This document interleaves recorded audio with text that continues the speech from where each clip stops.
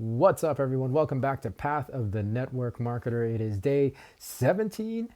Yeah, it is day 17, episode 17.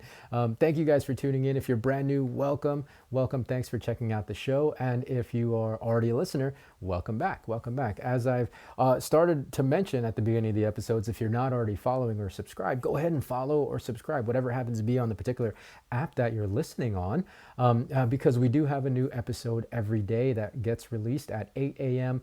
Eastern Standard Time, whatever time that happens to be in your part of the world. So that you don't miss an episode. We've got a lot of great content for you here, released every day. Pretty much, yeah, me sharing my journey with you almost in real time of the things that I'm learning on this crazy ride as I teach myself how to use the internet, social media, online marketing, things like that to continue to expand my network marketing business.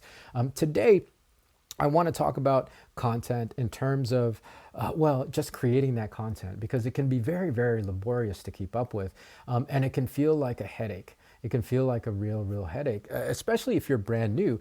Very overwhelming, the amount of content that you might think you have to create. A couple of episodes back, I talked about, with Facebook and like TikTok and even YouTube, I've seen and heard recommendations that you should put out, 3 to 4 pieces of content every day on those platforms, 2 to 3 on Instagram.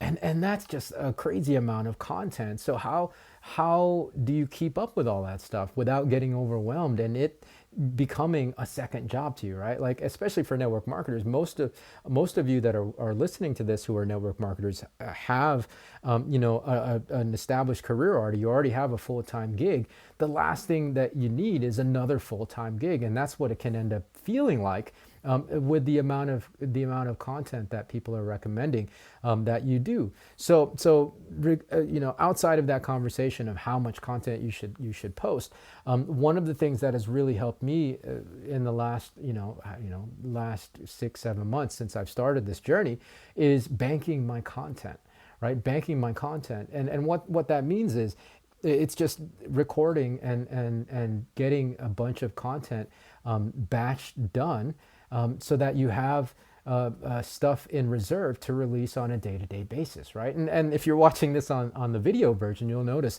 I'm wearing the same outfit as I was wearing in yesterday's episode. And it's not that I wear the same clothes every day. It's that I bank these episodes. I batch recorded them.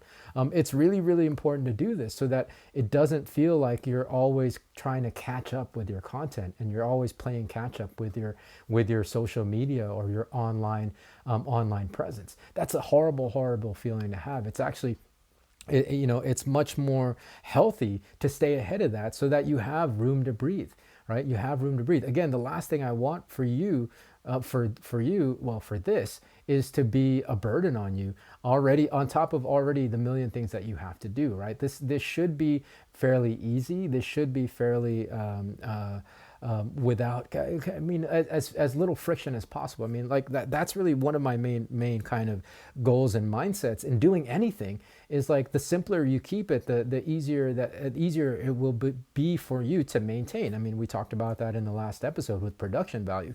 Same thing with content, right?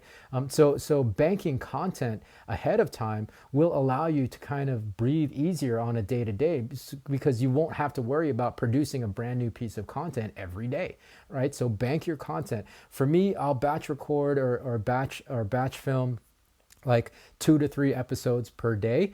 And I try to do that consecutive days, but that doesn't always happen. So the fact that I have 2 or 3 in the bank to release on any given day, then if something comes up on a day where I can't do that, then it's not a big deal. I'm not stressed out about missing a day to produce content or to release content on, because I have stuff in reserve, right? So it's really important to do this, not just for your own sanity, but like just for time management. Like you don't want a 7-day a week 365 day a year job just to produce content, right? Like this will allow you days to breathe, especially if you need to take time off, or if a day comes up where something unexpected happens and you can't produce content. You have content in reserve that you can pull on and then release and produce and publish to the world on whatever platform you happen to be on, right? So that's my message. Bank your content, at least 2 to 3 pieces of content per day, and try to do that a handful of days a week, and you should be okay. It'll be much more manageable that way, as opposed to trying to do one piece of content, or making your content the day of that you're going to release it, right? So, all right, that's it for this episode. Hopefully that makes sense. Again, if you haven't already followed or subscribed to the show, follow or subscribe, because there's a new episode every day. So, we'll catch you in the next episode. So until then, be well, be safe. I'll see you guys tomorrow.